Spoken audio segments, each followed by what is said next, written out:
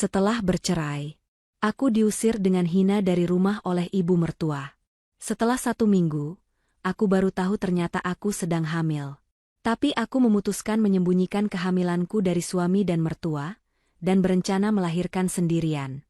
Saat aku mengalami kontraksi dan akan melahirkan di rumah sakit dekat rumahku, tiba-tiba mantan suamiku masuk ke ruangan sebagai dokter yang menanganiku. 10 menit kemudian, terjadi sesuatu yang mengubah segalanya. Karena, sebelum ceritanya dimulai, silahkan tulis di kolom komentar dari daerah mana saja teman-teman yang menonton cerita ini. Jangan lupa like dan subscribe agar channel ini bisa semakin berkembang dan bisa mempersembahkan cerita yang lebih menarik lagi. Suara pintu jati yang terbanting keras menggema ke seluruh penjuru kompleks perumahan elit itu. Cynthia tersentak kaget, namun kakinya tetap berusaha berdiri tegak di atas lantai teras marmer yang dingin. Di hadapannya berdiri Ibu Rika, mantan ibu mertuanya, dengan wajah merah pada menahan amarah yang meledak-ledak. Tangan wanita parubaya itu menunjuk tepat ke wajah Cynthia dengan jari telunjuk yang gemetar karena kebencian. Di belakang Ibu Rika, terlihat Vino berdiri mematung. Mantan suami Cynthia itu hanya menunduk, tidak berani mengangkat wajahnya untuk sekadar menatap mata wanita yang baru saja resmi bercerai dengannya 1 jam yang lalu di pengadilan agama. Hujan gerimis mulai turun membasahi bumi sore itu, seolah alam turut merasakan kepedihan yang sedang terjadi di beranda rumah megah keluarga Darmawan. Ibu Rika melangkah maju dengan agresif, membuat Cynthia refleks mundur selangkah. Wanita itu menarik koper besar berwarna hitam milik Cynthia, dan melemparkannya begitu saja menuruni anak tangga teras. Koper itu terguling kasar hingga mendarat di atas paving blok halaman yang mulai basah. Suara roda koper yang beradu dengan batu terdengar menyedihkan, sepi dan hampa seperti hati Cynthia saat ini. Ibu Rika berteriak dengan suara lantang yang sengaja dikeraskan agar tetangga di kanan dan kiri rumah bisa mendengar. Ia mengatakan bahwa rumah ini suci dan tidak pantas diinjak oleh wanita pembawa sial. Kata-kata kasar terus meluncur dari mulutnya tanpa henti. Ia menyebut Cynthia sebagai wanita tidak berguna yang hanya bisa menumpang makan dan menghabiskan harta putranya selama 5 tahun pernikahan tanpa memberikan hasil apapun. Cynthia menarik napas panjang, berusaha menahan gejolak air mata yang mendesak ingin keluar. Ia merapikan ujung jilbab panjangnya yang sempat tertarik saat Ibu Rika mendorong bahunya tadi. Ia tahu bahwa menangis di hadapan Ibu Rika hanya akan memberikan kepuasan bagi wanita itu. Cynthia telah berjanji pada dirinya sendiri saat palu hakim diketuk tadi siang, bahwa ia tidak akan meneteskan air mata lagi untuk keluarga ini. Ia menatap Vino, berharap ada sepatah kata pembelaan keluar dari mulut laki-laki yang pernah berjanji melindunginya di hadapan penghulu 5 tahun lalu. Namun harapan itu sia-sia. Vino tetap diam membisu, seolah lidahnya keluh atau keberaniannya telah dicabut paksa oleh ibunya sendiri. Vino yang ada di hadapannya saat ini bukanlah Vino yang dulu ia kenal, melainkan hanya sebuah bayang-bayang yang dikendalikan penuh oleh ambisi ibunya. Ibu Rika kembali berteriak mengusir Cynthia. Ia mengatakan bahwa Cynthia harus segera angkat kaki dari wilayah kekuasaannya detik ini juga. Ia tidak sudi melihat wajah menantu yang menurutnya mandul itu berlama-lama di rumahnya. Tuduhan mandul itu sudah menjadi makanan sehari-hari Cynthia selama 3 tahun terakhir. Padahal dokter mengatakan bahwa kondisi mereka berdua sehat, hanya belum waktunya saja. Namun bagi Ibu Rika, ketiadaan cucu adalah aib besar dan alasan kuat untuk menyingkirkan Cynthia, demi mencari menantu baru yang lebih kaya, dan bisa memberikan keturunan dengan cepat. Obsesi Ibu Rika terhadap cucu bukan didasari kasih sayang, melainkan karena syarat warisan mendiang Bapak Darmawan yang konon berkaitan dengan kelahiran cucu pertama. Cynthia melangkah perlahan menuruni anak tangga, mendekati kopernya yang tergeletak miring. Hujan semakin deras, membasahi gamis dan kerudungnya. Air hujan bercampur dengan debu jalanan membuat ujung pakaiannya kotor, namun Cynthia tidak mempedulikannya. Ia menegakkan punggungnya, lalu berbalik menatap Ibu Rika dan Vino untuk terakhir kalinya. Dengan suara yang tenang namun tajam, Cynthia berkata bahwa hari ini ia memang keluar dari rumah ini dengan hinaan. Namun ia mengingatkan agar Ibu Rika mengingat momen ini baik-baik. Cynthia bersumpah tidak akan pernah kembali atau meminta bantuan mereka, bahkan jika suatu saat nanti mereka bersujud di kakinya. Tatapan Cynthia begitu dingin hingga membuat Vino akhirnya mendongak kaget. Namun Cynthia sudah membuang muka. Ia menarik kopernya menembus hujan, berjalan keluar dari gerbang besi tinggi yang selama ini mengurungnya dalam penderitaan. Langkah kaki Cynthia terasa berat menyusuri trotoar jalanan kota yang basah. Ia tidak punya tujuan pasti. Uang di dompetnya sangat terbatas karena selama menikah, akses keuangannya dibatasi oleh Ibu Rika. Vino memang memberikan nafkah, tapi semua dikelola oleh ibunya dengan alasan untuk ditabung. Cynthia yang naif dulu menurut saja. Kini ia sadar betapa bodohnya ia menyerahkan kendali hidupnya pada orang lain. Mobil-mobil mewah berlalu lalang menyipratkan genangan air ke arahnya, menambah lengkap penderitaan sore itu.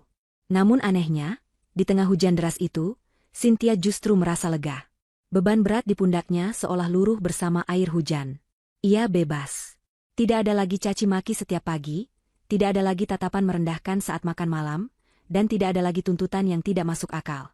Setelah berjalan hampir 2 kilometer, Cynthia menemukan sebuah halte bus yang cukup sepi. Ia duduk di sana, menggigil kedinginan. Ia mengeluarkan ponselnya, mencari informasi tentang kamar kos murah yang bisa disewa harian. Ia menemukan sebuah alamat di gang sempit yang letaknya cukup jauh dari kawasan elit ini. Tanpa membuang waktu, ia memesan ojek daring.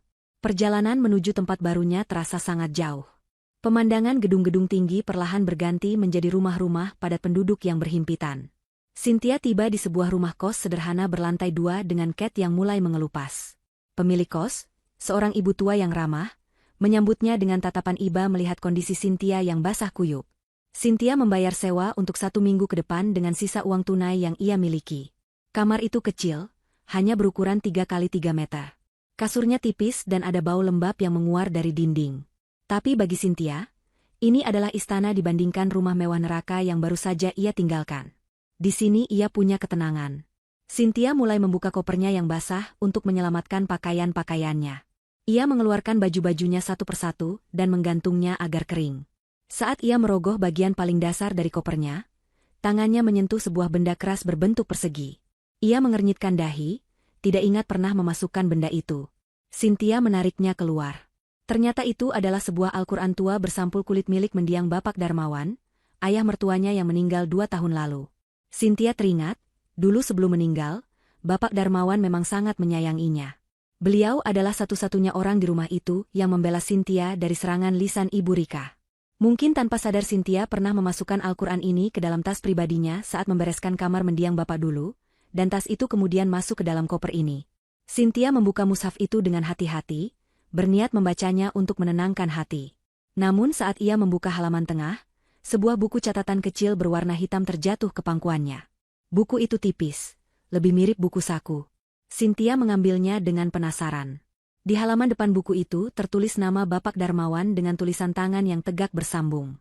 Cynthia membalik halaman demi halaman. Isinya tampak membingungkan. Bukan catatan harian biasa, melainkan deretan angka-angka acak, beberapa koordinat tempat, dan frasa-frasa yang tidak membentuk kalimat utuh. Ada satu halaman yang dilingkari dengan tinta merah tebal. Di sana tertulis deretan angka yang mirip dengan nomor rekening bank, namun jumlah digitnya berbeda. Di bawahnya tertulis sebuah kalimat peringatan, kunci hanya ada pada ibu dari cucu pertamaku. Cynthia tertegun membaca kalimat itu. Ia tahu Bapak Darmawan adalah pengusaha sukses yang asetnya luar biasa banyak. Namun setelah beliau meninggal, Ibu Rika selalu mengeluh bahwa warisan yang ditinggalkan tidak sebanyak yang dikira dan bisnis keluarga sedang surut. Apakah mungkin ada aset yang disembunyikan? Cynthia menutup buku itu dengan jantung berdebar. Ia merasa buku ini bukan benda sembarangan. Ini adalah sebuah petunjuk. Namun untuk saat ini, ia terlalu lelah untuk memikirkannya. Ia menyimpan buku itu di bawah bantalnya, lalu merebahkan tubuhnya yang lelah, berharap esok pagi matahari akan bersinar lebih cerah baginya. 1 minggu telah berlalu sejak Cynthia meninggalkan rumah keluarga Darmawan. Kehidupan di kamar kos sempit itu mulai terasa normal baginya. Setiap pagi ia bangun sebelum subuh, menunaikan salat, lalu bersiap mencari pekerjaan. Cynthia adalah lulusan manajemen dengan nilai yang baik, namun jeda 5 tahun tidak bekerja membuatnya sedikit kesulitan bersaing. Meski begitu, ia tidak menyerah.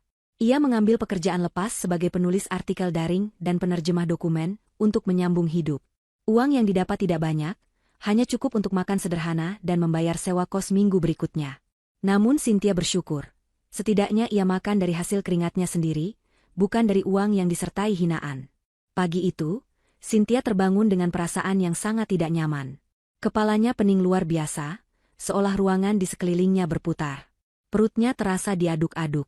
Ia bergegas lari ke kamar mandi umum yang terletak di ujung lorong kos. Rasa mual itu memuncak hingga ia memuntahkan isi perutnya yang hanya berisi cairan bening, karena ia belum sarapan. Tubuhnya lemas, ia terduduk di lantai kamar mandi yang dingin sambil memegangi perutnya. Awalnya ia mengira ini hanya masuk angin biasa karena kelelahan dan kehujanan minggu lalu. Tapi kemudian ia menyadari sesuatu. Siklus bulanannya terlambat. Di tengah kesibukan dan stres menghadapi perceraian, ia lupa menghitung tanggal. Seharusnya ia sudah datang bulan sejak 10 hari yang lalu. Jantung Cynthia berdegup kencang.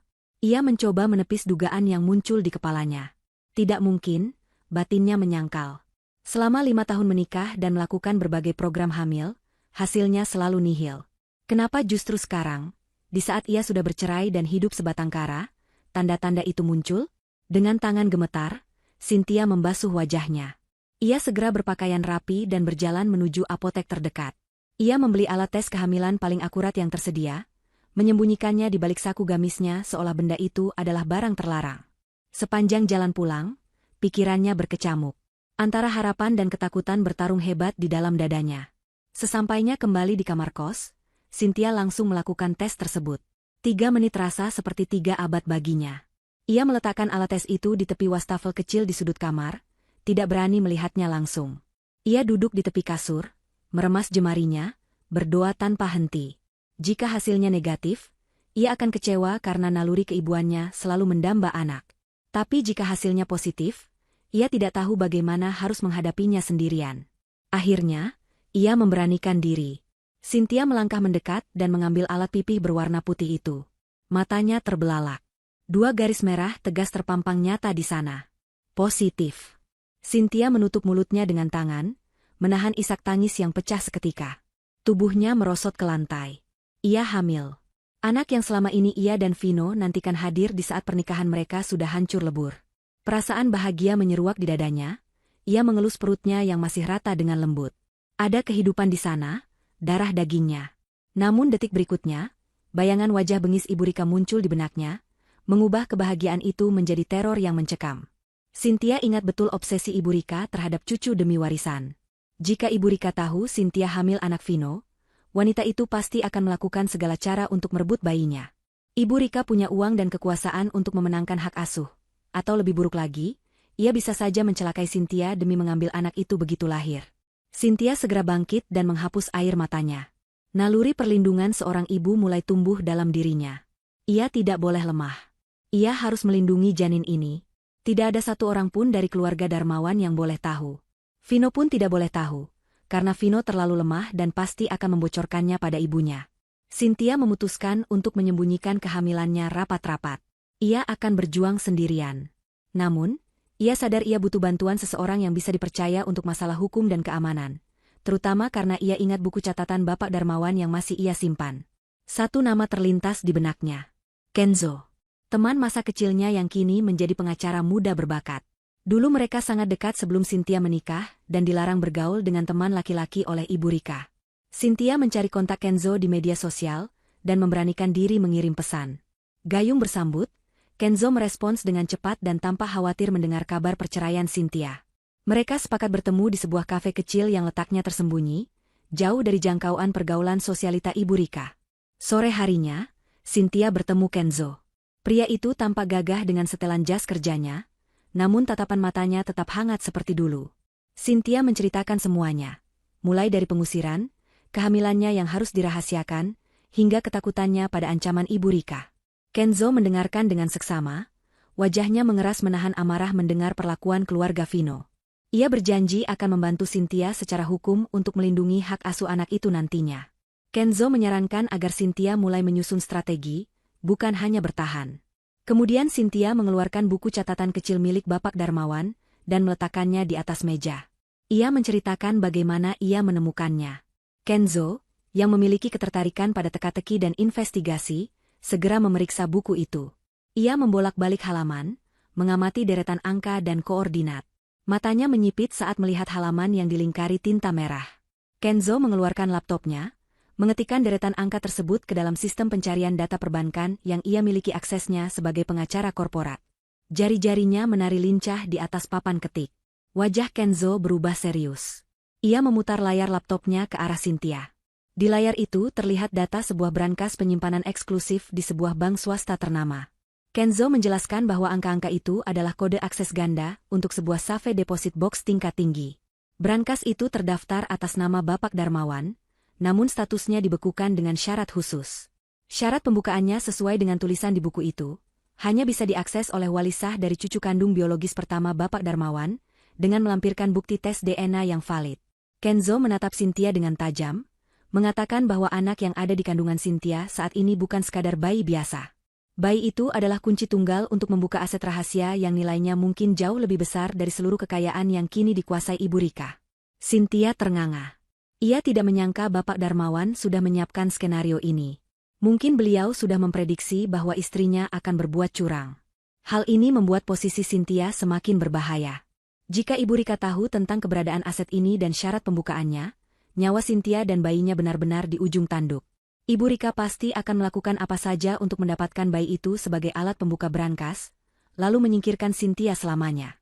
Kenzo menggenggam tangan Cynthia di atas meja, memberikan kekuatan. Ia berkata bahwa mulai detik ini, mereka berdua adalah tim. Kenzo akan melindungi rahasia ini dengan nyawanya. Ia meminta Cynthia untuk fokus pada kesehatan kandungannya, sementara ia akan mengurus penyelidikan lebih lanjut tentang aset tersebut dan menyiapkan jaring pengaman hukum. Mereka sepakat untuk merahasiakan kehamilan ini sampai detik terakhir, sampai bayi itu lahir dan cukup kuat untuk menjadi bukti hidup yang tak terbantahkan. Sumpah bungkam itu kini terikat di antara mereka, di bawah ancaman badai besar yang siap menghantam kapan saja. 4 bulan telah berlalu sejak malam pengusiran itu. Musim telah berganti, namun dingin yang menusuk tulang di hati Cynthia belum juga reda. Perubahan fisik mulai terlihat jelas pada tubuhnya. Perut yang dulu rata kini mulai sedikit membuncit, sebuah tanda kehidupan yang tumbuh semakin kuat di rahimnya. Cynthia berdiri di depan cermin tua yang retak di sudut kamar kosnya.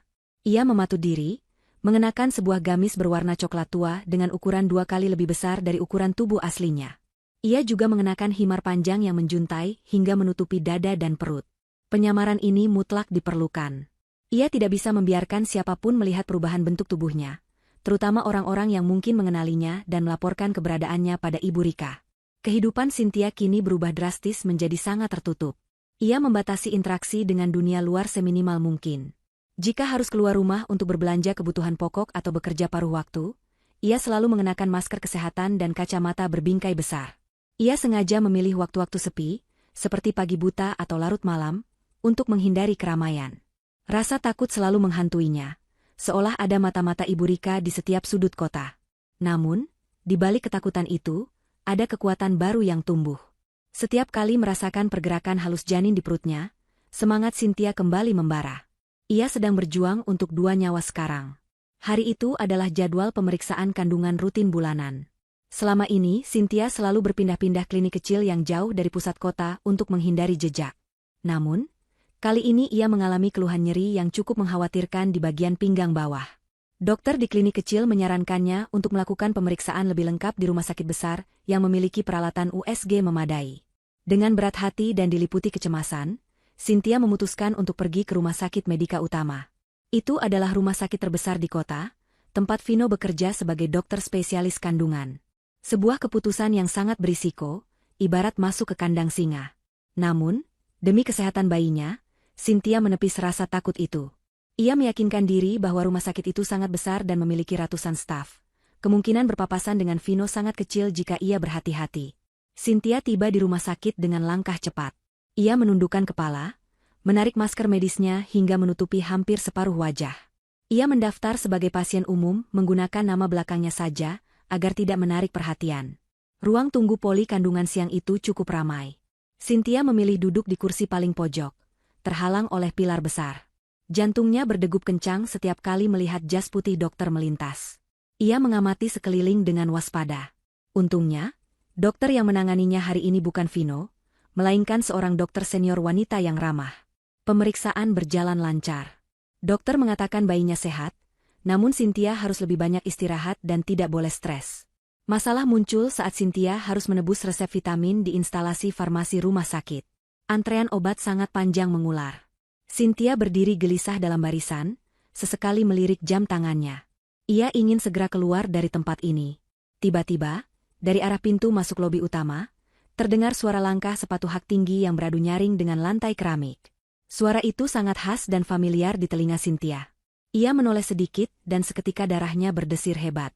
Di sana, berjalan dengan angkuh, adalah Ibu Rika.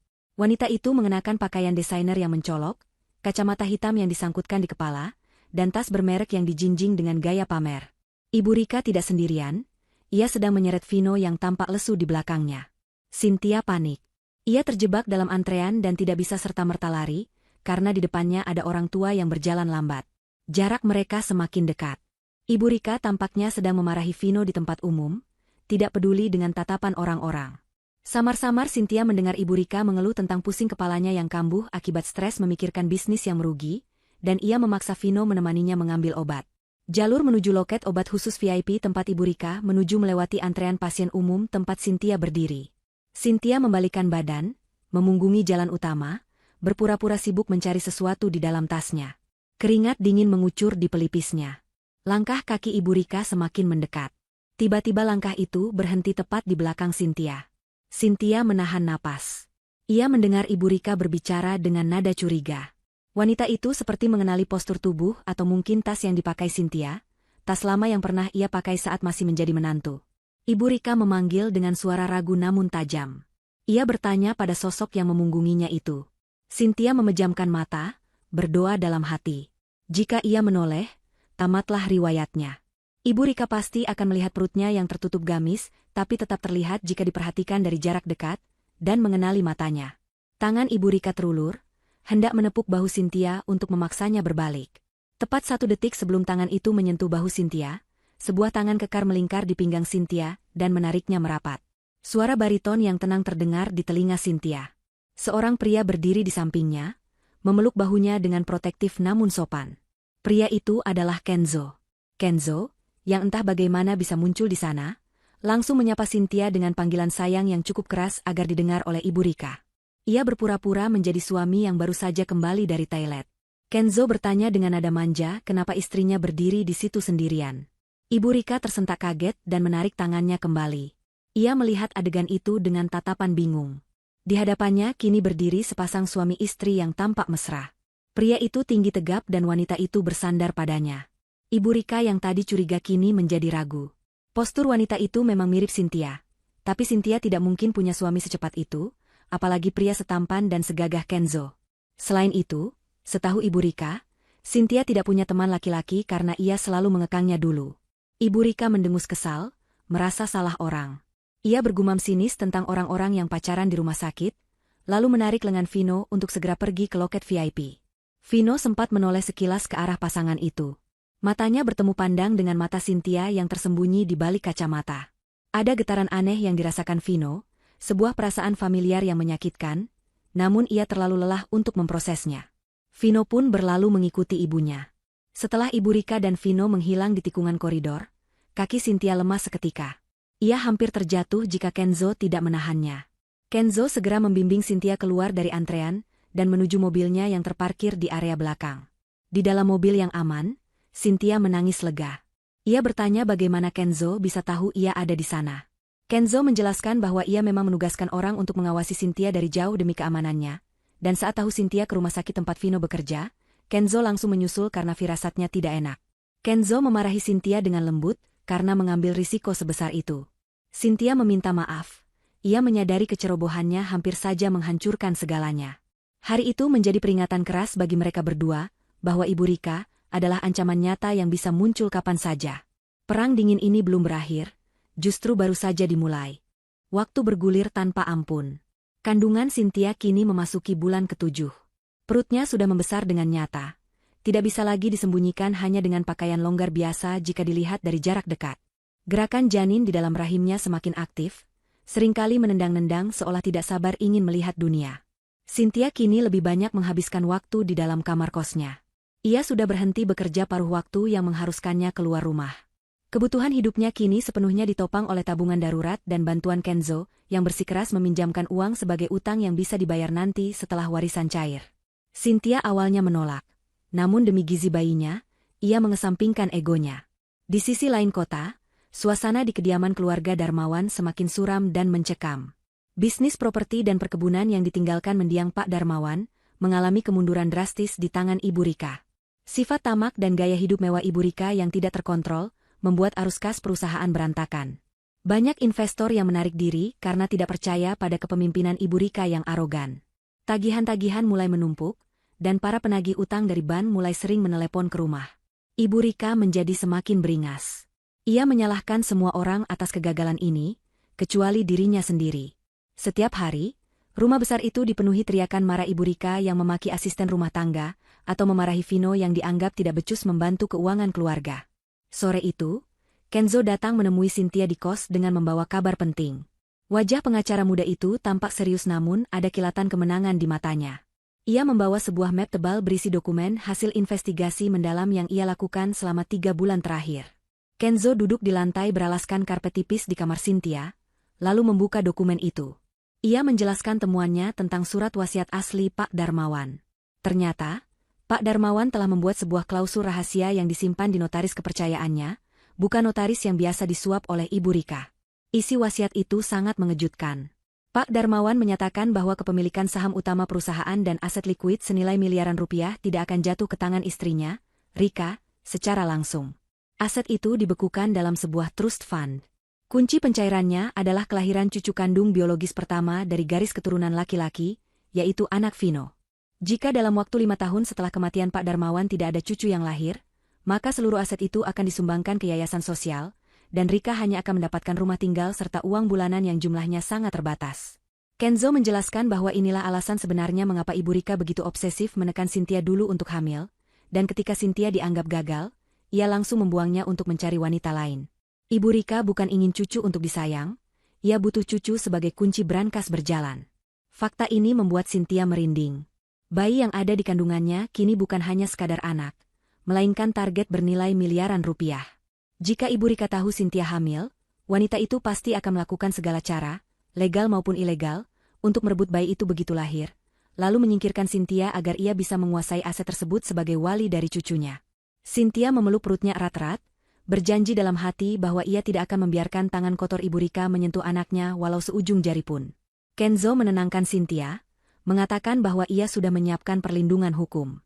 Begitu bayi itu lahir, mereka akan langsung melakukan tes DNA dan mengajukan klaim warisan atas nama anak itu dengan Cynthia sebagai wali tunggal yang sah, memotong akses Ibu Rika sepenuhnya. Sementara itu, di rumah mewah yang mulai terasa seperti neraka, Vino sedang mencari dokumen asuransi lama di gudang penyimpanan atas perintah ibunya. Ibu Rika berteriak-teriak dari lantai bawah, menyuruh Vino cepat menemukan polis asuransi yang mungkin bisa dicairkan untuk menutupi hutang jangka pendek. Vino membongkar tumpukan kardus berdebu dengan perasaan hampa. Pikirannya melayang pada Cynthia. Sejak pertemuan sekilas di rumah sakit 3 bulan lalu, bayangan mantan istrinya itu terus menghantuinya. Ia merasa bersalah karena tidak membela Cynthia saat diusir, dan rasa bersalah itu kini menggerogoti jiwanya. Vino sadar ia hanyalah boneka ibunya, pria pengecut yang tidak punya pendirian. Saat sedang menggeser sebuah kotak kardus berisi barang-barang lama yang tidak terpakai, tangan Vino menyenggol sebuah tas tangan wanita yang tergeletak di pojok. Itu adalah tas tangan milik Cynthia yang tertinggal saat pengusiran. Ibu Rika mungkin menyuruh pembantu membuangnya ke gudang alih-alih memberikannya pada Cynthia. Vino mengambil tas itu, membersihkan debu yang menempel. Hatinya terasa nyeri memegang benda milik wanita yang pernah ia cintai itu. Ia membuka tas itu, berharap menemukan sesuatu yang bisa ia simpan sebagai kenang-kenangan. Di dalam tas itu hanya ada beberapa struk belanjaan lama, sebuah lipstik yang sudah patah, dan tisu bekas. Namun, di saku bagian dalam yang tersembunyi, jari Vino menyentuh selembar kertas licin. Ia menariknya keluar. Itu adalah sebuah foto hasil USG. Foto hitam putih yang buram, menunjukkan janin yang masih sangat kecil, hanya berupa gumpalan. Jantung Vino berhenti berdetak sesaat. Ia adalah dokter kandungan, ia tahu persis cara membaca foto USG. Ia mengamati gambar itu dengan teliti. Ukuran janin dalam foto itu menunjukkan usia kehamilan sekitar 6 minggu. Vino buru-buru melihat tanggal yang tertera di pojok foto. Sialnya, bagian tanggal itu sobek sebagian dan terkena noda tinta lipstik yang meleleh, sehingga tahun dan bulannya tidak terbaca jelas. Vino terduduk lemas di lantai gudang yang kotor. Otaknya berputar cepat melakukan kalkulasi. Jika foto ini diambil sesaat sebelum mereka bercerai, berarti saat diusir, Cynthia sedang hamil muda. Vino mencoba mengingat-ingat. Beberapa minggu sebelum perceraian, Cynthia memang sering mengeluh tidak enak badan dan pusing. Tapi Ibu Rika selalu menuduhnya malas dan pura-pura sakit. Vino meremas rambutnya dengan frustrasi. Apakah mungkin ia telah mengusir darah dagingnya sendiri? Apakah anak itu masih ada? Ataukah Cynthia menggugurkannya karena benci pada Vino? Atau mungkin Cynthia keguguran karena stres saat diusir? Berbagai pertanyaan mengerikan berkecamuk di kepala Vino. Rasa penasarannya berubah menjadi kepanikan. Ia membandingkan ingatan pertemuannya dengan wanita mirip Cynthia di rumah sakit waktu itu. Wanita itu memakai baju longgar. Cara jalannya sedikit berbeda, khas ibu hamil yang menahan beban. Potongan-potongan teka-teki itu mulai menyatu dalam benak Vino. Jika benar Cynthia hamil, maka anak itu adalah anaknya. Anaknya yang selama ini ia idam-idamkan. Tiba-tiba pintu gudang terbuka kasar. Ibu Rika berdiri di sana dengan wajah merah padam, membentak Vino karena terlalu lama. Vino dengan cepat menyembunyikan foto USG itu ke dalam saku celananya. Ia menatap ibunya dengan tatapan yang berbeda kali ini. Ada kilatan curiga dan amarah yang mulai tumbuh. Vino bangkit berdiri, ia memutuskan untuk mencari tahu kebenarannya sendiri, tanpa sepengetahuan ibunya. Ia harus menemukan Cynthia. Langit malam itu seolah sedang menumpahkan seluruh amarahnya ke bumi. Kilat menyambar silih berganti, membelah kegelapan dengan cahaya putih menyilaukan, diikuti oleh suara guntur yang menggelegar dahsyat hingga menggetarkan kaca-kaca jendela. Hujan turun dengan intensitas yang mengerikan, mengubah jalanan kota menjadi sungai-sungai kecil yang keruh. Di dalam kediaman mewah keluarga Darmawan, suasana tak kalah tegangnya dengan badai di luar. Ruang tamu utama yang megah telah disulap menjadi tempat pertemuan formal. Ibu Rika, dengan gaun sutra merah marun yang mencolok, sibuk memberi instruksi kepada para pelayan untuk menata hidangan makan malam istimewa. Malam ini adalah malam penentuan. Ibu Rika telah mengundang keluarga seorang rekan bisnis kaya raya yang memiliki putri tunggal, dengan tujuan menjodohkan Vino, demi mendapatkan suntikan modal segar untuk menyelamatkan perusahaan yang sedang sekarat. Vino berdiri di sudut ruangan, mengenakan kemeja formal yang terasa mencekik lehernya. Wajahnya pucat dan matanya cekung, tanda kurang tidur selama berhari-hari. Sejak menemukan foto USG misterius di gudang beberapa waktu lalu, pikiran Vino tidak pernah tenang. Ia dihantui oleh rasa bersalah dan pertanyaan yang tak terjawab. Ia sudah berusaha mencari keberadaan Cynthia secara diam-diam, namun mantan istrinya itu seolah lenyap di telan bumi. Tidak ada jejak digital, nomor ponselnya tidak aktif, dan teman-teman lama Cynthia pun mengaku tidak tahu apa-apa. Malam ini, di tengah rencana gila ibunya untuk menjodohkannya lagi, rasa muak dalam dada Vino memuncak hingga ke ubun-ubun. Ia menatap ibunya yang sedang tertawa palsu saat menerima telepon, dan untuk pertama kalinya, Vino merasakan dorongan perlawanan yang begitu kuat. Ketika tamu kehormatan itu menelepon bahwa mereka terjebak macet parah akibat banjir di beberapa titik, Vino melihat celah. Tanpa meminta izin pada ibunya, ia menyambar kunci mobil dan jas dokternya yang tersampir di kursi. Ibu Rika yang melihat pergerakan putranya segera berteriak melarang. Matanya melotot tajam mengancam agar Vino tidak berani melangkah keluar pintu. Namun Vino tidak peduli. Ia beralasan bahwa ada panggilan darurat dari rumah sakit yang menyangkut nyawa pasien, sebuah kebohongan yang ia ucapkan dengan nada datar tanpa ekspresi. Sebelum Ibu Rika sempat menahannya secara fisik, Vino sudah berlari menerobos hujan menuju garasi, memacu mobilnya keluar dari gerbang rumah yang terasa seperti penjara itu. Ia butuh tempat untuk bernapas, dan ironisnya, ruang IGD rumah sakit yang penuh darah dan tangisan adalah satu-satunya tempat di mana ia merasa menjadi manusia berguna. Sementara itu, di sebuah kamar kos sempit di pinggiran kota yang rawan banjir, Cynthia sedang berjuang sendirian melawan rasa sakit yang datang bergelombang. Usia kandungannya sudah memasuki minggu ke-38, dan sejak sore tadi, perutnya terasa kencang dengan interval yang semakin rapat. Awalnya Cynthia mengira itu hanya kontraksi palsu. Namun ketika rembesan air hangat mulai membasahi gamis tidurnya, ia tahu waktunya telah tiba. Air ketubannya pecah.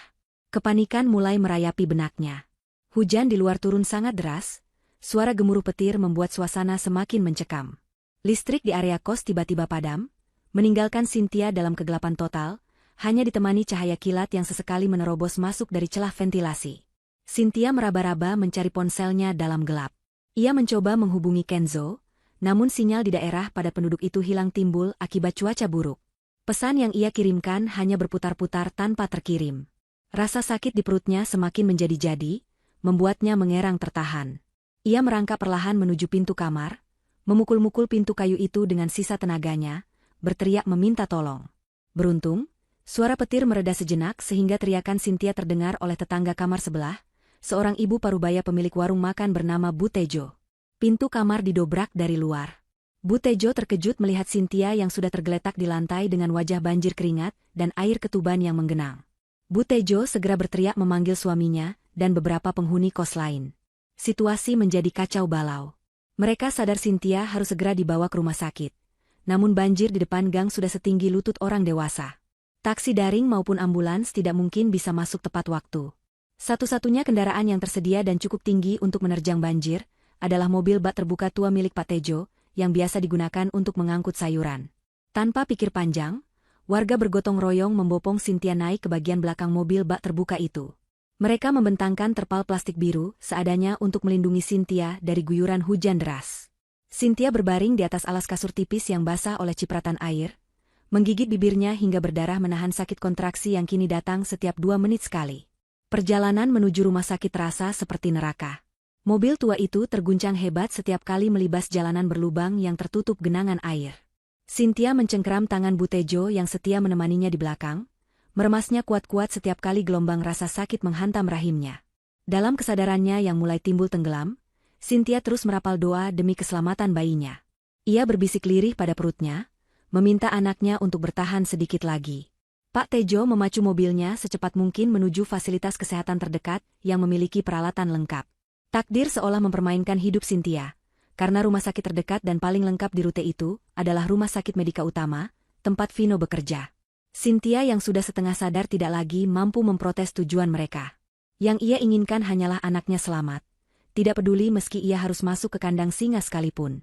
Mobil bak terbuka itu akhirnya berbelok masuk ke area instalasi gawat darurat rumah sakit dengan suara rem mencicit. Pak Tejo melompat turun dan berteriak memanggil petugas medis. Perawat dan petugas keamanan segera berlarian mendorong Brankar mendekati mobil.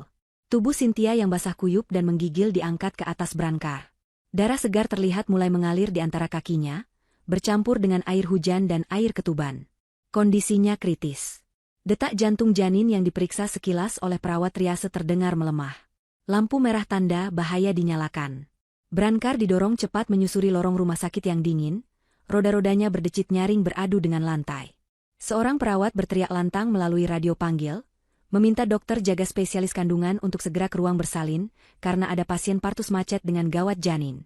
Malam itu, di tengah badai yang mengamuk, takdir mempertemukan kembali 2 insan yang telah terpisah jalan dalam situasi yang paling dramatis. Vino baru saja menyelesaikan penjahitan luka pada seorang pasien kecelakaan lalu lintas di IGD, ketika suara panggilan darurat menggema melalui pengeras suara internal rumah sakit. Panggilan itu ditujukan khusus untuknya karena dokter spesialis lain sedang terjebak banjir dan belum bisa mencapai rumah sakit.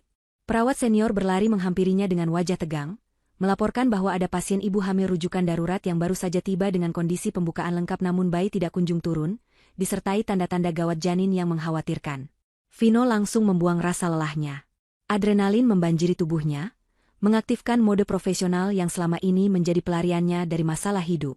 Ia berlari menuju ruang bersalin, mencuci tangannya dengan cepat dan steril, lalu mengenakan jas operasi dan sarung tangan lateks. Pintu otomatis ruang bersalin terbuka dengan desis pelan. Vino melangkah masuk dengan wibawa seorang dokter yang siap menyelamatkan nyawa. Ruangan itu penuh dengan kesibukan perawat dan bidan yang sedang memasang infus serta alat monitor jantung pada pasien. Suara mesin monitor berbunyi bip-bip dengan irama cepat yang menandakan takikardia pada janin. Vino mendekat ke sisi meja operasi. Pasien wanita itu terbaring lemah dengan wajah tertutup masker oksigen bening yang mengembun. Rambutnya tertutup rapat oleh jilbab basah yang berantakan. Mata wanita itu terpejam erat, keningnya berkerut menahan sakit yang luar biasa. Vino segera memeriksa status medis yang disodorkan perawat, lalu mencondongkan tubuhnya untuk memeriksa kondisi fisik pasien. Saat Vino hendak memeriksa bukaan jalan lahir, pasien itu membuka matanya karena kontraksi hebat yang datang tiba-tiba.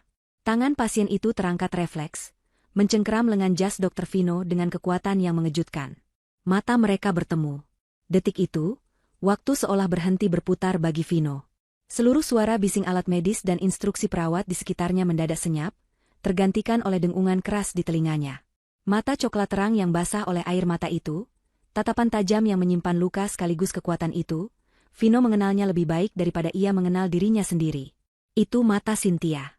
Vino terpaku kaku.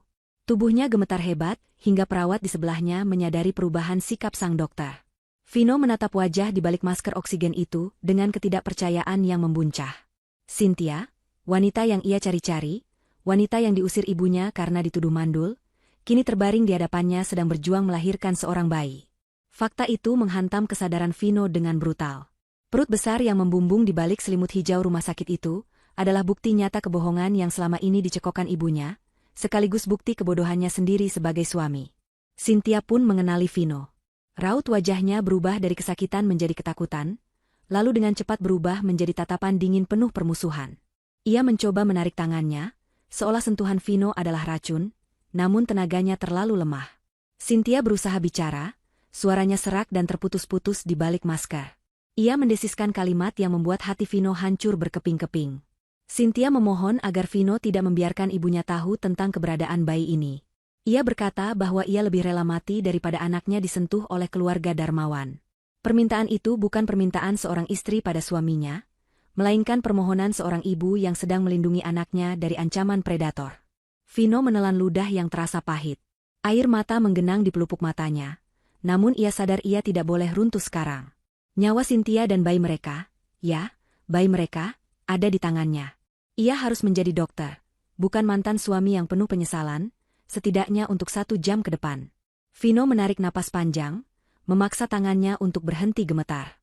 Dengan suara tegas namun bergetar menahan emosi, ia memberi instruksi pada tim medis untuk menyiapkan prosedur persalinan dengan bantuan vakum karena tenaga ibu sudah habis.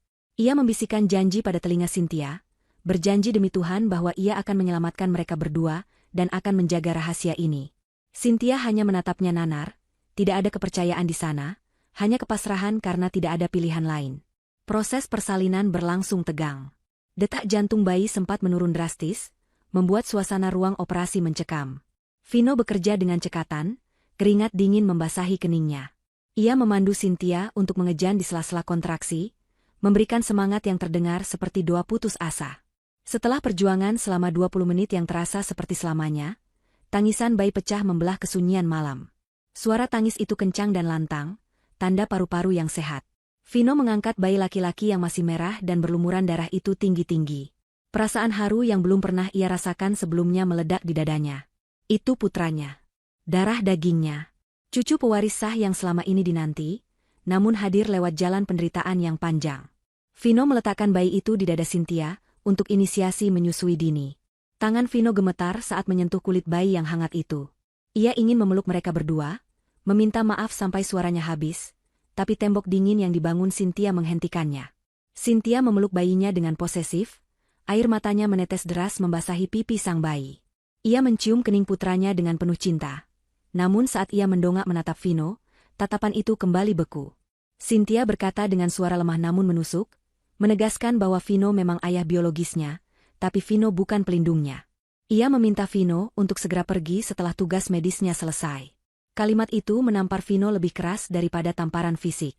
Saat perawat mengambil alih bayi untuk dibersihkan dan ditimbang, Vino diam-diam mengambil sampel darah tali pusat bayi tersebut menggunakan tabung kecil yang ia sembunyikan di saku jasnya. Instingnya bekerja. Ia teringat pada keraguan tentang asal-usul dirinya sendiri yang belakangan ini muncul, karena perbedaan golongan darah yang mencolok dengan Ibu Rika. Vino berniat melakukan tes DNA, bukan untuk membuktikan anak itu anaknya, karena ia sudah yakin 100%, tapi untuk membongkar misteri lain yang melingkupi keluarga mereka.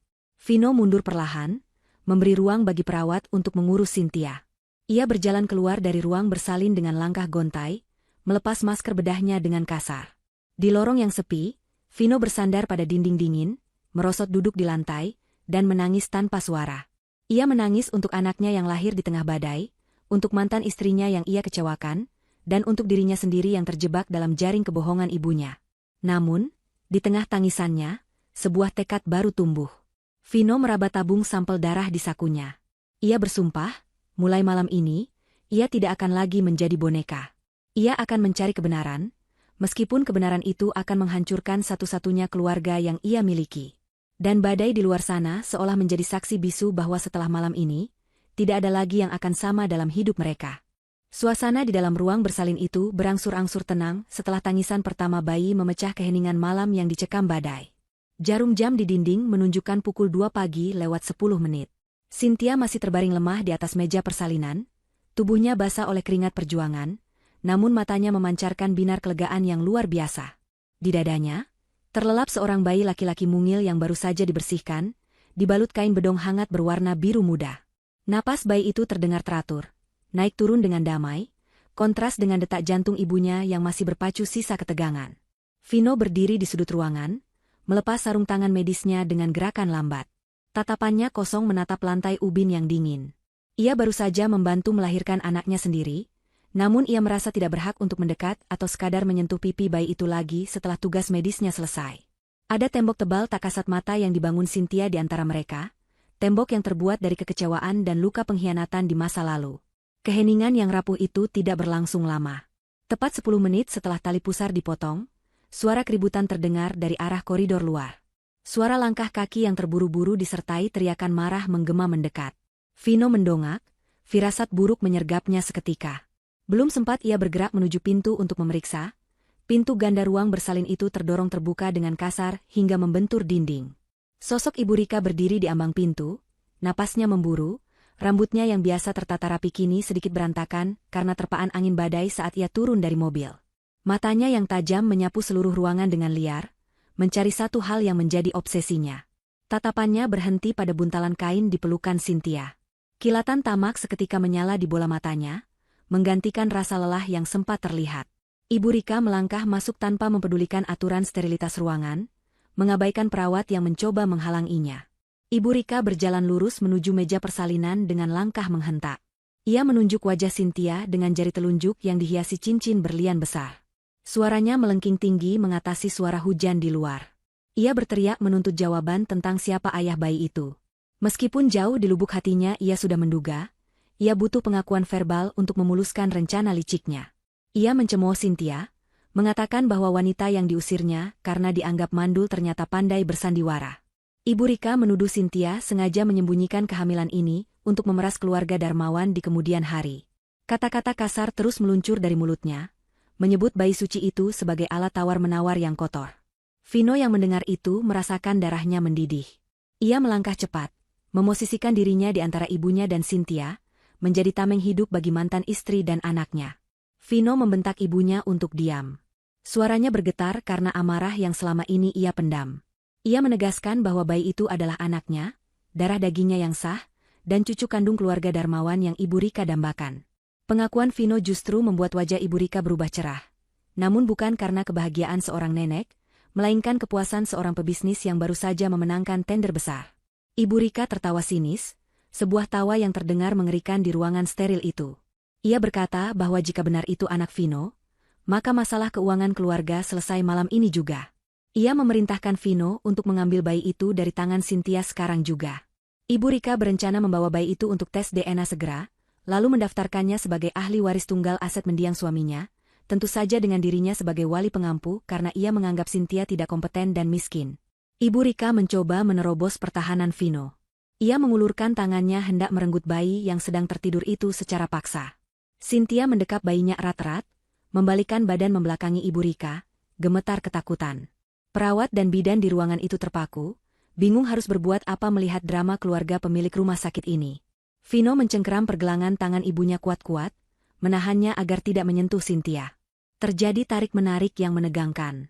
Ibu Rika meronta, memaki Vino sebagai anak durhaka yang lebih membela mantan istri gembel daripada ibu kandungnya sendiri yang sudah membesarkannya dengan susah payah. Suasana semakin kacau, tangisan bayi mulai terdengar karena terganggu oleh suara teriakan. Tiba-tiba, pintu ruangan kembali terbuka. Kali ini bukan dengan kasar, melainkan dengan tegas dan berwibawa.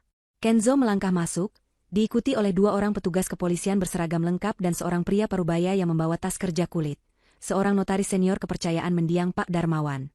Kehadiran mereka seketika membekukan keributan yang terjadi. Ibu Rika menoleh, wajahnya pucat pasi melihat polisi. Ia melepaskan tangannya dari cengkeraman Vino, mencoba memperbaiki postur tubuhnya agar terlihat berwibawa kembali. Ia bertanya dengan nada tinggi, apa maksud kedatangan orang luar di urusan pribadi keluarganya ini. Kenzo menatap Ibu Rika dengan tatapan dingin yang menusuk, lalu ia mengangkat sebuah map dokumen berwarna merah yang ia pegang. Kenzo memperkenalkan diri secara resmi sebagai kuasa hukum Cynthia, sekaligus pelaksana wasiat khusus mendiang Bapak Darmawan. Ia berjalan mendekat, suaranya tenang namun mengintimidasi. Kenzo berkata bahwa ia datang untuk membacakan 2 hal penting yang akan mengubah nasib semua orang di ruangan ini selamanya. Ibu Rika mendengus meremehkan, mengatakan bahwa pengacara muda seperti Kenzo tidak tahu apa-apa dan hanya menggertak. Namun Kenzo tidak peduli. Ia membuka map tersebut dan mengeluarkan selembar kertas hasil laboratorium dengan kop resmi lembaga forensik genetik ternama. Kenzo menjelaskan bahwa ia dan Vino telah bekerja sama secara diam-diam.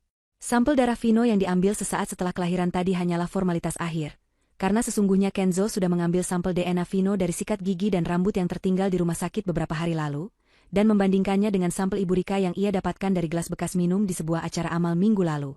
Hasil tes pertama yang dibacakan Kenzo adalah konfirmasi paternitas. Dokumen itu menyatakan dengan tingkat akurasi 99,9% bahwa bayi laki-laki yang dilahirkan Cynthia adalah anak kandung biologis Vino. Ini berarti syarat utama wasiat Bapak Darmawan terpenuhi, telah lahir cucu laki-laki pertama yang sah. Aset triliunan rupiah yang tersimpan di brankas kini resmi memiliki pewaris. Mata Ibu Rika berbinar tamak mendengar itu. Ia merasa menang. Ia berpikir bahwa dengan Vino sebagai anaknya, ia masih bisa mengendalikan aset itu melalui putranya. Ia bahkan tersenyum licik ke arah Cynthia, seolah berkata bahwa Cynthia hanya berfungsi sebagai inkubator yang sudah selesai masa pakainya. Namun, senyum itu lenyap seketika saat Kenzo mengangkat lembar kertas kedua. Wajah Kenzo berubah menjadi sangat serius, menatap Ibu Rika tepat di manik matanya. Kenzo berkata bahwa ada satu fakta lagi yang terungkap dari tes komparasi DNA tersebut, sebuah fakta yang selama 30 tahun tertimbun rapi di bawah kebohongan. Kenzo membacakan hasil tes maternitas antara Vino dan Ibu Rika. Hasilnya negatif. Tidak ada kecocokan genetik sama sekali antara Vino dan Ibu Rika. Vino bukanlah anak kandung Ibu Rika. Ibu Rika tidak pernah melahirkan Vino. Ruangan itu hening seketika, seolah seluruh oksigen tersedot keluar. Vino terhuyung mundur, menabrak troli obat hingga berdentang keras. Ia menatap Kenzo dan ibunya bergantian dengan tatapan tidak percaya. Mulutnya terbuka namun tidak ada suara yang keluar. Kenzo melanjutkan penjelasannya dengan kejam namun perlu. Berdasarkan investigasi lanjutan yang dilakukan timnya, terungkap bahwa 30 tahun yang lalu, Ibu Rika hanyalah seorang pengasuh yang bekerja di keluarga kerabat jauh Bapak Darmawan. Istri sah Bapak Darmawan meninggal dunia saat melahirkan Vino di sebuah klinik terpencil saat mereka sedang liburan. Ibu Rika, yang saat itu terobsesi ingin menjadi nyonya besar, memanfaatkan kekacauan itu. Ia memanipulasi situasi, mengambil alih peran ibu bagi bayi Vino, dan perlahan-lahan masuk ke kehidupan Bapak Darmawan yang sedang berduka hingga akhirnya dinikahi. Fakta yang lebih mengerikan adalah, Ibu Rika sengaja memutus semua akses Vino ke keluarga ibunya yang asli agar rahasia ini tidak terbongkar. Vino hidup dalam penipuan seumur hidupnya, mengabdi pada wanita yang sebenarnya hanyalah penculik yang beruntung. Ibu Rika mulai gemetar hebat. Wajahnya yang tadi merah, karena marah kini putih seperti kertas mayat. Keringat dingin sebesar biji jagung bermunculan di dahinya. Ia menggelengkan kepala berulang kali, bergumam bahwa itu semua bohong, fitnah keji yang dibuat-buat untuk menjatuhkannya. Namun bahasa tubuhnya mengkhianati ucapannya. Ketakutan yang terpancar di matanya adalah ketakutan seorang kriminal yang tertangkap basah. Polisi yang berdiri di belakang Kenzo mulai melangkah maju, tangan mereka bersiaga di sabuk peralatan. Notaris tua itu hanya mengangguk pelan, membenarkan bahwa dokumen wasiat Bapak Darmawan memang mengisyaratkan kecurigaan sang mendiang terhadap asal-usul istrinya, itulah sebabnya beliau meminta tes DNA menyeluruh sebagai syarat pencairan warisan. Vino merasa dunianya runtuh. Identitas dirinya, kenangan masa kecilnya, rasa hormat dan takutnya pada sang ibu, semuanya hancur lebur dalam hitungan detik. Wanita di hadapannya ini, yang selalu mengatur hidupnya, yang memaksanya menceraikan wanita yang ia cintai, ternyata adalah orang asing. Lebih parah lagi, wanita ini adalah monster yang mencuri hidupnya dari ibu kandungnya yang asli. Rasa mual menjalar di perut Vino. Ia menatap tangan Ibu Rika, tangan yang dulu sering memukulnya jika ia tidak menurut, tangan yang ia cium setiap pagi sebagai tanda bakti. Tangan itu kotor. Vino merasakan kakinya lemas, namun di saat yang sama, sebuah kemarahan purba bangkit dalam dirinya. Kemarahan seorang anak yang dikhianati oleh sosok yang paling ia percaya di dunia ini. Malam badai ini benar-benar menjadi saksi terbukanya topeng paling busuk dalam sejarah keluarga mereka. Reaksi Ibu Rika setelah mendengar pembacaan hasil tes DNA itu sungguh di luar dugaan. Bukannya menyerah atau menangis memohon ampun, ia justru meledak dalam histeria yang mengerikan. Topeng kewibawaan dan keanggunan sosialita yang selama ini ia kenakan retak dan hancur berkeping-keping, menampilkan wajah aslinya yang buas dan putus asa. Ia menjerit melengking, suara yang lebih mirip lolongan binatang yang terperangkap daripada suara manusia. Ia menuduh Kenzo memalsukan dokumen, menuduh Cynthia sebagai otak di balik konspirasi jahat ini, dan berteriak bahwa ia adalah Nyonya Darmawan yang terhormat yang tidak bisa disentuh oleh siapapun. Kegilaan terpancar jelas dari sorot matanya yang liar. Dalam kepanikan yang memuncak, logika Ibu Rika tumpul. Ia melihat bayi di pelukan Cynthia sebagai satu-satunya tiket penyelamat. Di kepalanya yang kacau, Ia berpikir jika ia bisa menguasai bayi itu, ia masih punya kendali. Warisan itu milik cucu Darmawan, dan jika ia memegang cucu itu, ia memegang uangnya. Tanpa mempedulikan polisi yang mulai mendekat, Ibu Rika menerjang maju ke arah meja persalinan dengan gerakan secepat kilat. Tujuannya satu, merebut bayi itu dari Cynthia, atau jika tidak bisa memilikinya, ia akan memastikan tidak ada orang lain yang memilikinya. Tangannya yang berkuku panjang teracung ke depan, mengarah ke wajah bayi yang tidak berdosa itu. Cynthia menjerit ketakutan, mendekap bayinya sambil memejamkan mata, pasrah menerima serangan yang akan datang. Ia tidak bisa lari kemana-mana dalam kondisinya yang masih lumpuh pasca melahirkan. Namun, serangan itu tidak pernah sampai. Sebuah tubuh kekar menabrak Ibu Rika dari samping dengan keras. Vino, pria yang selama 30 tahun selalu menunduk patuh, yang tidak pernah berani menatap mata ibunya, yang selalu berkata, "Iya," pada setiap perintah konyol wanita itu, kini bergerak berdasarkan naluri pelindung murni. Vino mendorong Ibu Rika dengan sekuat tenaga hingga wanita itu terpental mundur dan jatuh tersungkur ke lantai keras rumah sakit.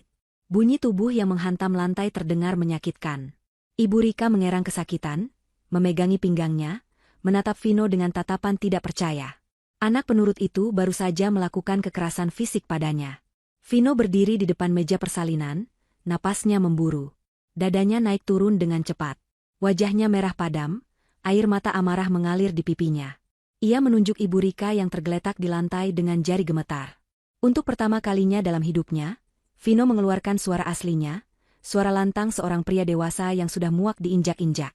Ia berteriak pada wanita itu untuk tidak berani menyentuh anak dan istrinya lagi.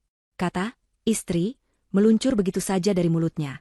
Sebuah pengakuan alam bawah sadar tentang di mana hatinya sebenarnya berada. Vino menumpahkan segala kekecewaannya. Ia menyebut Ibu Rika sebagai penipu, penculik, dan iblis berwajah malaikat. Ia mengungkit semua penderitaan yang ia alami, bagaimana ia dipisahkan dari Cynthia, bagaimana ia dipaksa hidup seperti boneka, semua demi ambisi wanita asing yang bahkan tidak memiliki hubungan darah dengannya. Polisi segera bertindak sigap. Sebelum Ibu Rika sempat bangkit untuk menyerang lagi, dua petugas langsung menelikung lengannya ke belakang. Bunyi klik logam borgol yang terkunci terdengar sangat nyaring di ruangan itu, menandakan berakhirnya era kekuasaan Ibu Rika. Wanita itu meronta-ronta, berteriak-teriak memanggil nama Vino, memohon agar putranya menolongnya. Ia memainkan kartu terakhirnya, manipulasi emosional. Ia menangis meraung-raung, mengingatkan Vino tentang siapa yang menyuapinya saat kecil, siapa yang membiayai sekolah kedokterannya, siapa yang merawatnya saat sakit. Ia berusaha menyentuh sisi kemanusiaan Vino, berharap sisa-sisa doktrin kepatuhan itu masih ada. Vino menatap wanita yang sedang diseret polisi itu dengan tatapan dingin yang mematikan. Tidak ada rasa iba di matanya, hanya kehampaan yang gelap. Ia melangkah mendekat perlahan, mensejajarkan wajahnya dengan wajah Ibu Rika yang kini basah oleh air mata buaya. Dengan suara pelan namun terdengar jelas oleh semua orang di ruangan itu, Vino memberikan jawaban terakhirnya. Ia berkata bahwa wanita yang merawatnya itu sudah mati dalam ingatannya detik ini juga. Ia menegaskan bahwa Ibu Rika bukanlah ibunya, melainkan penculik yang merampas haknya untuk mengenal ibu kandungnya. Vino berkata bahwa ia tidak berhutang budi, melainkan Ibu Rikalah yang berhutang sebuah kehidupan padanya, utang yang tidak akan pernah bisa dibayar lunas bahkan jika Ibu Rika membusuk di penjara seumur hidup. Vino mundur selangkah, memberi isyarat pada polisi untuk membawa wanita itu pergi. Saat polisi menyeret Ibu Rika keluar dari ruang bersalin, wanita itu terus berteriak mengutuk semua orang. Suaranya perlahan menjauh dan menghilang di lorong rumah sakit, digantikan kembali oleh suara hujan deras di luar jendela. Kepergian Ibu Rika meninggalkan atmosfer yang berat di dalam ruangan. Notaris membereskan berkas-berkasnya dengan tangan gemetar, jelas terguncang dengan drama yang baru saja ia saksikan. Ia pamit undur diri, mengatakan akan menghubungi Kenzo untuk prosedur legalitas pencairan aset kepada pewaris sah sesegera mungkin. Kenzo mengangguk, lalu menepuk bahu Vino pelan, memberikan dukungan tanpa kata sebelum ia juga melangkah keluar untuk mengurus berkas penahanan di kantor polisi, memberikan ruang privasi bagi Vino dan Cynthia. Kini tinggal mereka bertiga di ruangan itu.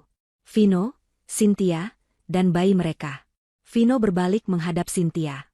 Bahunya merosot turun, seolah beban dunia baru saja diletakkan di sana. Ia tampak sangat kacau, rambutnya acak-acakan, matanya bengkak. Ia menatap Cynthia dengan pandangan bersalah yang begitu dalam. Ia tidak berani mendekat. Ia merasa kotor, merasa bodoh karena selama ini menjadi alat bagi kejahatan yang menimpa Cynthia. Vino membuka mulutnya hendak meminta maaf, tapi suaranya tercekat di tenggorokan. Apa gunanya kata maaf setelah semua kehancuran ini? Ia sadar, ia tidak pantas mendapatkan pengampunan. Ia baru saja kehilangan identitasnya sebagai anak, dan ia tahu ia juga sudah gagal sebagai suami. Cynthia menatap Vino dari atas tempat tidurnya.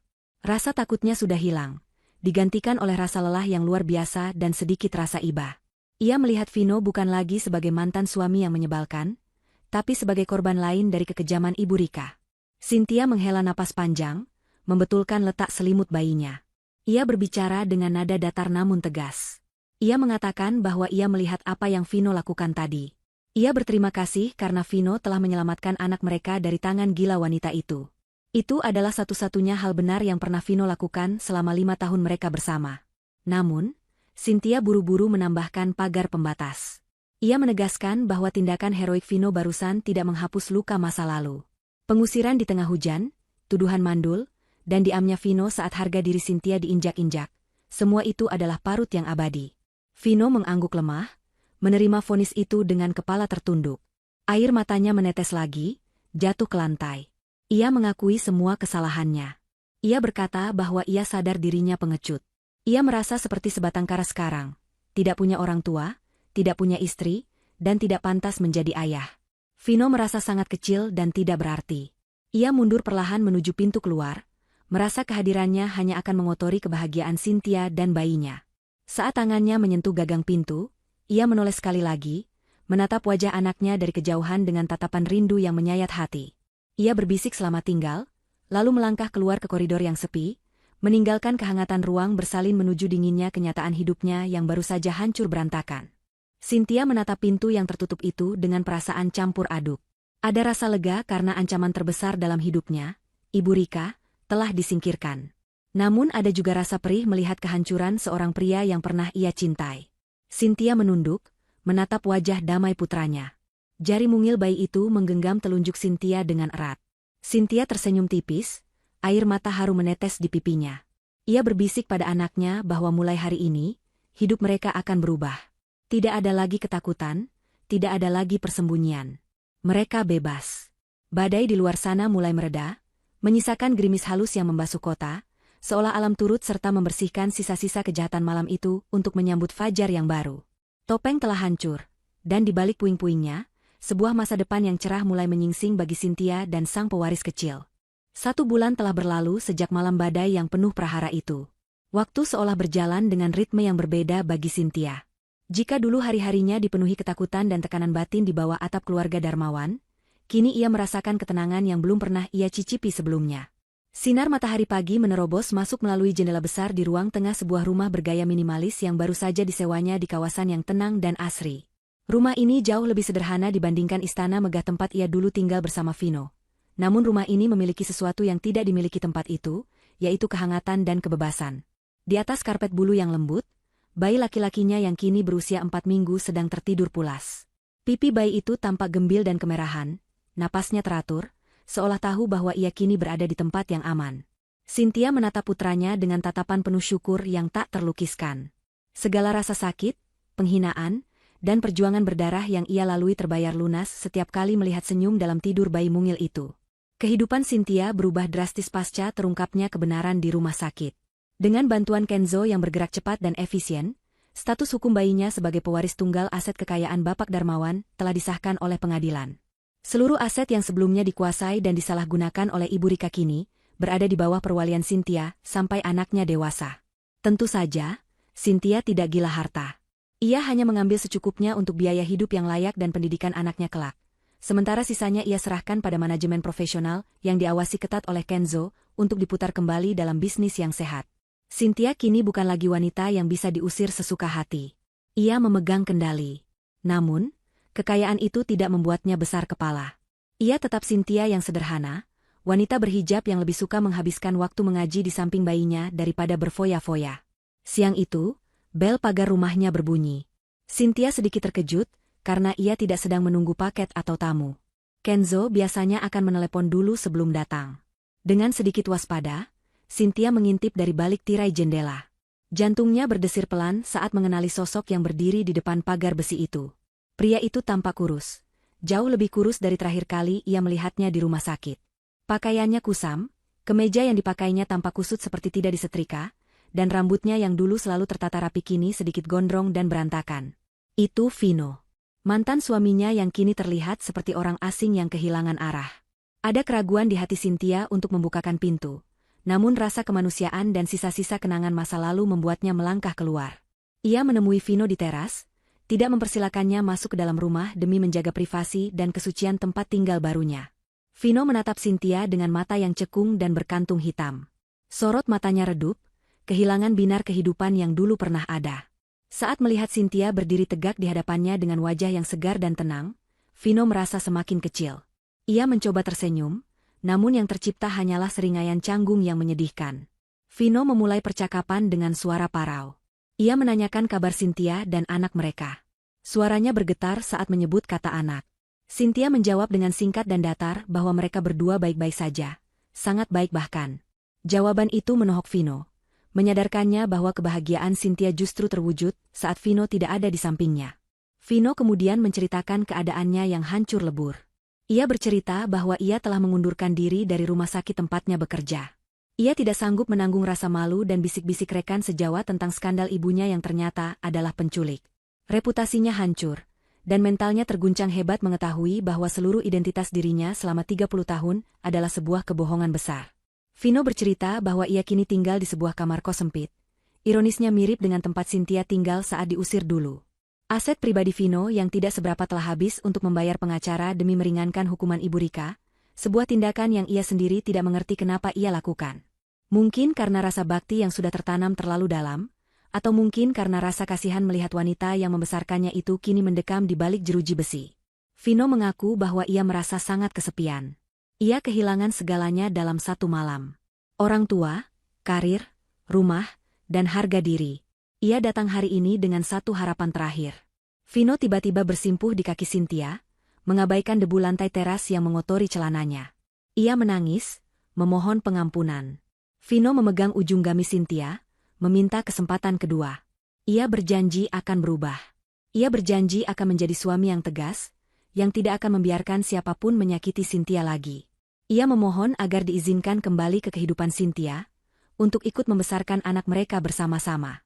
Vino berkata bahwa ia akan memulai semuanya dari nol, ia rela bekerja apa saja asalkan bisa berada di dekat Cynthia dan anaknya.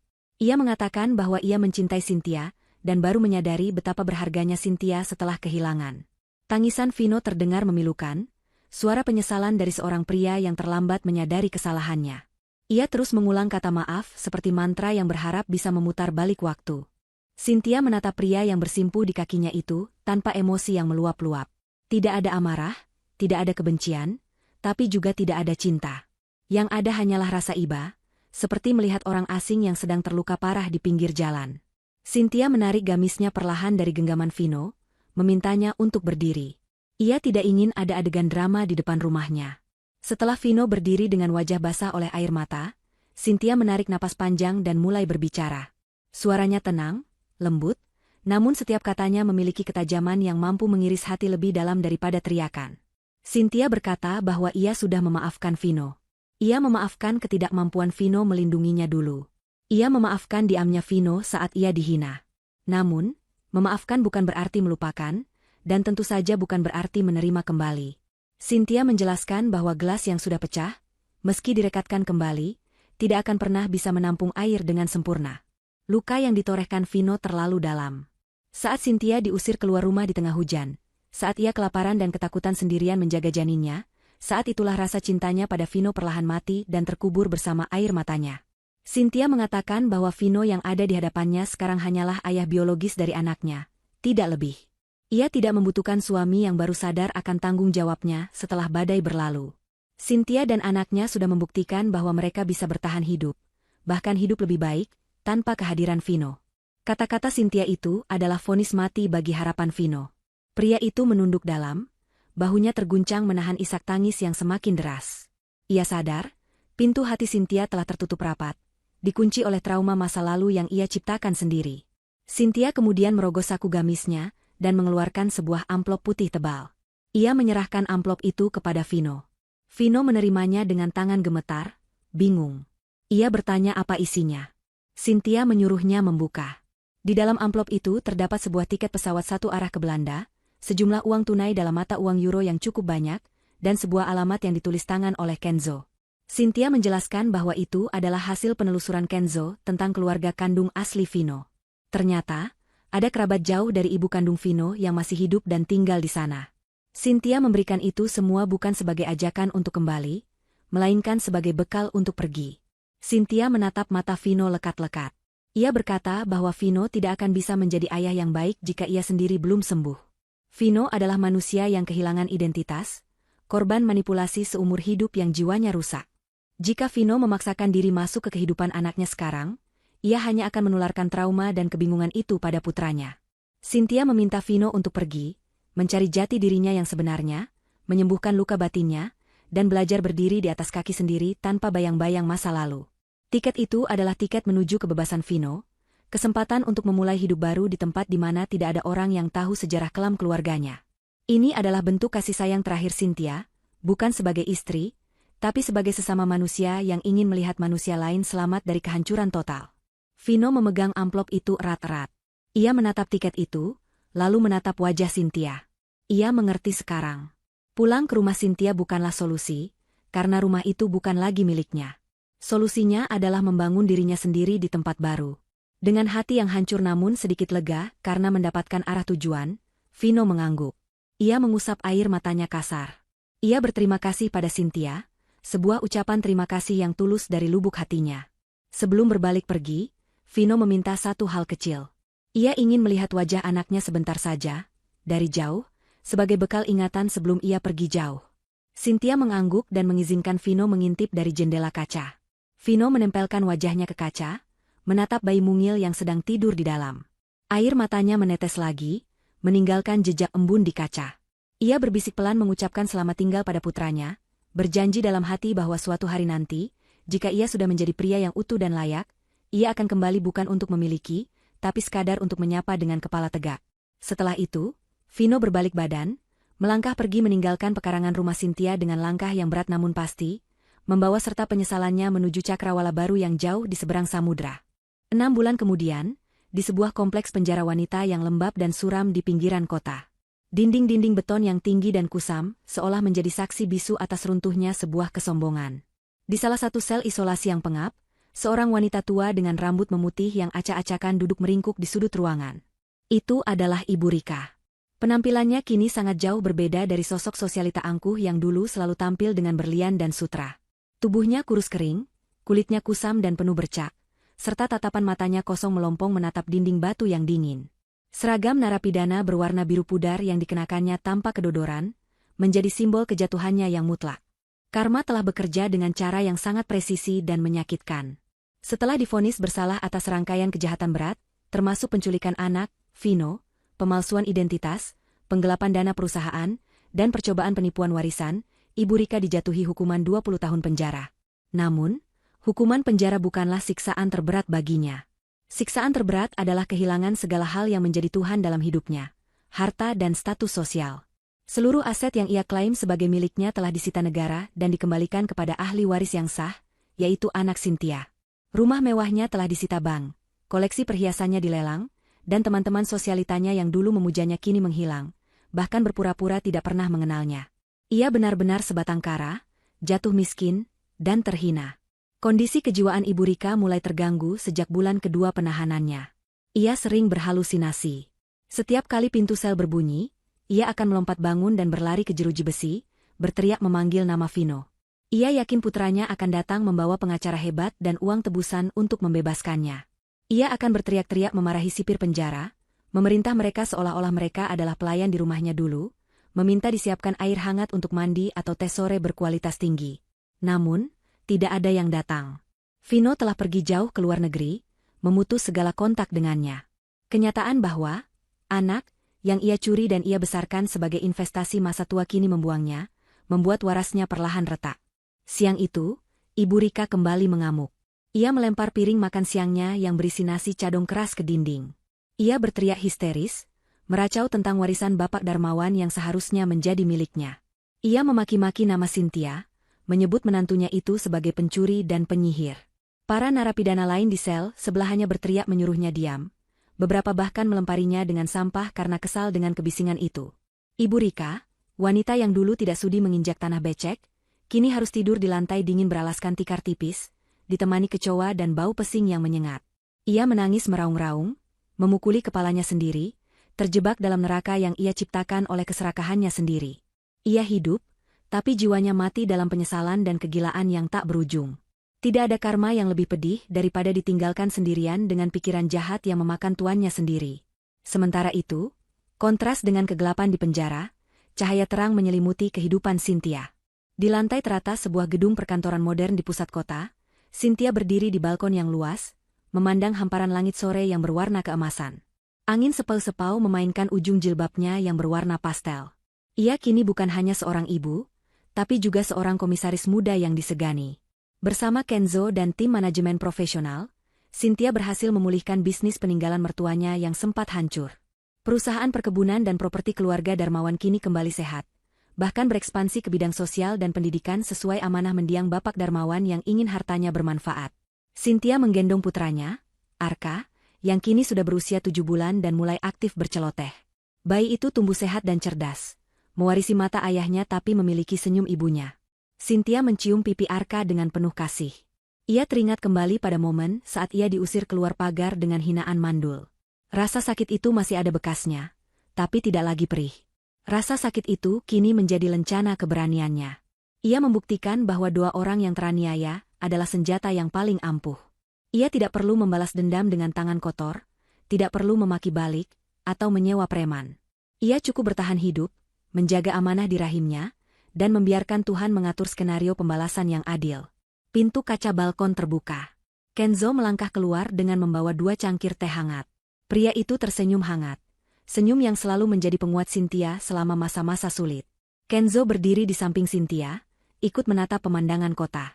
Hubungan mereka kini semakin dekat.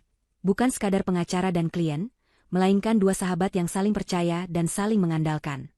Belum ada pembicaraan tentang romansa, karena Cynthia masih ingin fokus pada Arka dan penyembuhan dirinya sendiri.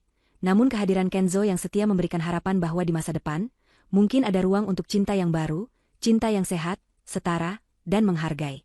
Kenzo tidak pernah mendesak. Ia sabar menunggu seperti ia sabar menemani Cynthia melewati badai. Cynthia menyesap tehnya, merasakan kehangatan menjalar ke seluruh tubuhnya. Ia merasa benar-benar merdeka. Merdeka dari ketakutan finansial, merdeka dari intimidasi mertua, dan merdeka dari pernikahan yang tidak bahagia.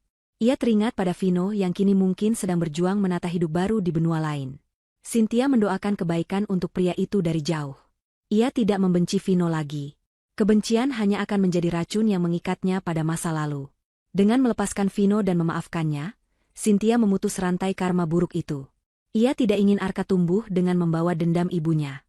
Arka akan tumbuh dengan cerita bahwa ayahnya sedang pergi jauh untuk menjadi orang baik, dan ibunya adalah wanita kuat yang berjuang mati-matian untuknya. Cynthia menatap langit yang mulai berubah warna menjadi jingga kemerahan. Ia sadar bahwa ujian hidup mungkin akan datang lagi di masa depan, tapi ia tidak takut. Ia melihat ke bawah, ke jalanan kota yang sibuk, lalu menatap wajah anaknya lagi. Ia berbisik pelan pada Arka, sebuah janji untuk masa depan. Ia berjanji akan mendidik Arka menjadi laki-laki yang menghormati wanita, yang berani bersuara membela kebenaran, dan tidak silau oleh harta. Cynthia ingin memutus siklus racun keluarga Darmawan di generasi Arka. Cerita ini berakhir bukan dengan adegan romantis yang klise atau kemenangan materi semata, melainkan dengan sebuah kedamaian batin. Kemenangan sejati Cynthia adalah kemampuannya untuk tetap menjadi orang baik meskipun dunia pernah memperlakukannya dengan sangat jahat. Saat matahari terbenam sempurna, menutup hari itu dengan keindahan, Cynthia tersenyum lebar.